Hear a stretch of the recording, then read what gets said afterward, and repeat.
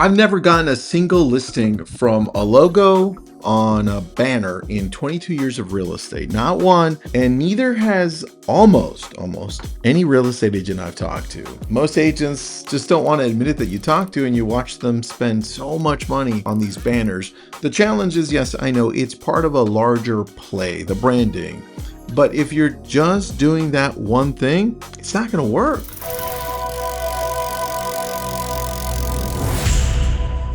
Yesterday, we tore apart events, and today we're going to talk about sponsorships. And this one, I want you to really pay attention to because most agents are running this play exactly wrong. And the dollar amounts they're wasting is crazy because we're getting calls from the local school, we're getting calls from this community center, from this.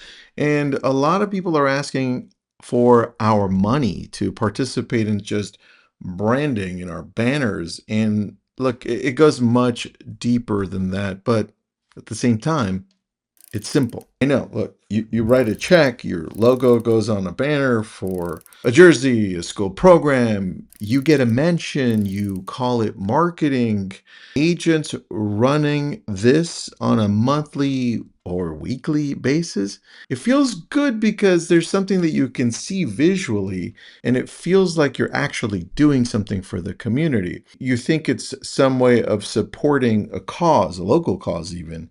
You get your name out there, and 6 months later, you have nothing. So they convince themselves, agents, that maybe it's the next sponsorship they want to do, and this one just didn't work. Or maybe, the sponsorship doesn't work as a whole because that one thing itself, guess what? It's not going to do anything. And here's the distinction that a lot of people don't make clear to us when we start this. Sponsorships fall into two completely different categories: outside sponsorships and inside sponsorships. That's what I want you to separate them to.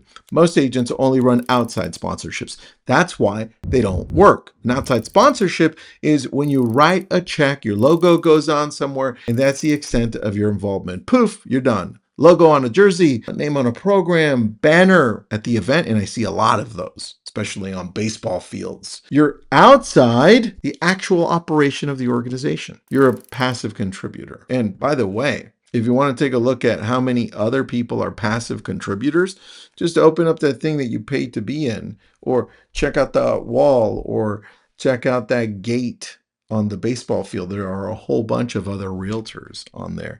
An inside sponsorship is fundamentally different. You write the check, but the check is the smallest part of what you're doing. You're on the planning committee.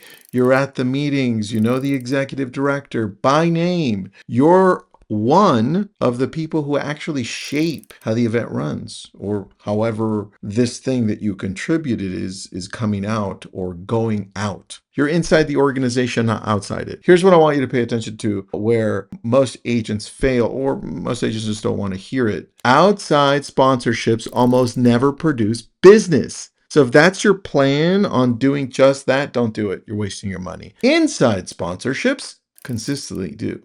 And the dollar amount of the sponsorship is almost irrelevant. Well, in comparison, right?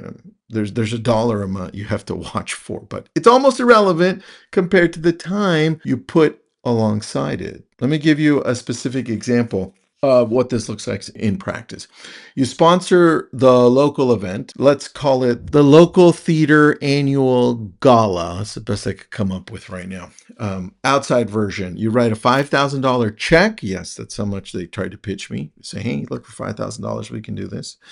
Your name goes in the program. You attend the gala in a tux. You smile, some pictures, you go home. That sponsorship produced exactly, guess how much? Nothing for your business. Surprise! The people who attend the gala don't remember which company was on page 14 of the program. Now, let's take a look at the inside version. Same $5,000 check, but you also join the host committee. You go to the planning meetings. Maybe they didn't ask you to come, but you're the one saying, hey, I'm available. I'd love to go. You spend 3 hours a month for 6 months sitting in the rooms with the artistic director, the executive director, and the wealthiest patrons that are part of this thing. You're known to them by name before the gala opens. You're the person who solved the seating chart problem in March. By the time the gala arrives, you've built relationships with 15 people who collectively know everyone in your market that you've been trying to reach this whole time. Same dollar amount, completely different outcome. Now, of course,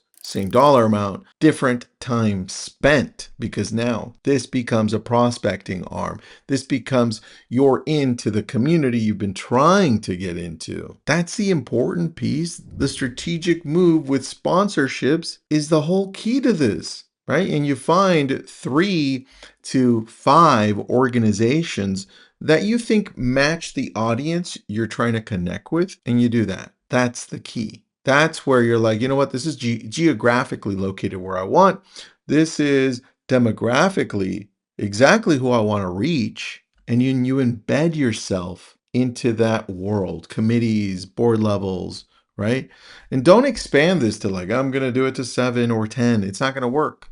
Charitable foundations, school auctions, art organizations, environmental groups in the coastal communities like mine, country club committees do extremely well. And once you commit for at least, guess how long? Tristan, 6 months? How about a year, Tristan?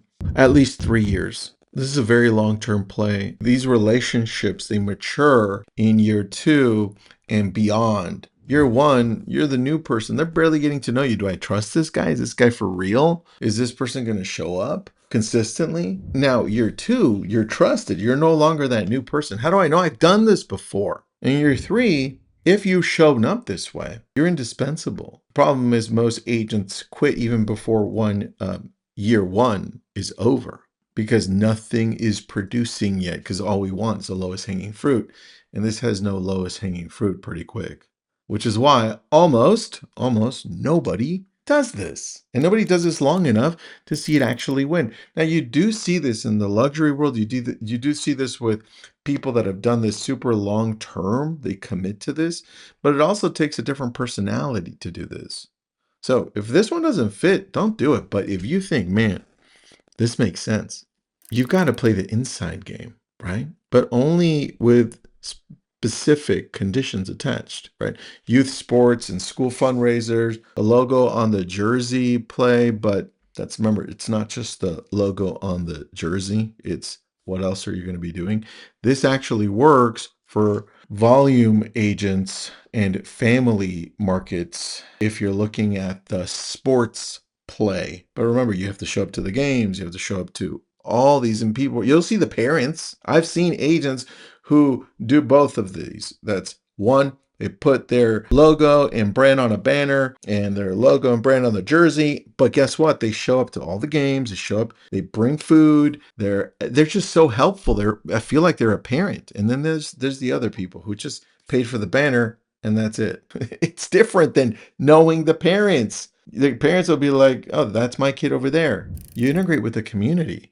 You're known as a parent first person, not an agent business first person, right? It's a completely different world when you play this. And I want you to understand that it takes a lot of commitment. I did this specifically with AYSO way back in the day with soccer, and I did it for my daughter and I did it for my son. But guess what? I thought to myself, I'm not going to do this right unless I become the coach. So that's going to force me to show up. And guess what? The first year I did this, at the end of that year, I had 2 transactions from parents from that little soccer team. And then I didn't see these parents for years. My daughter was 6 when I did that. My daughter's now 19.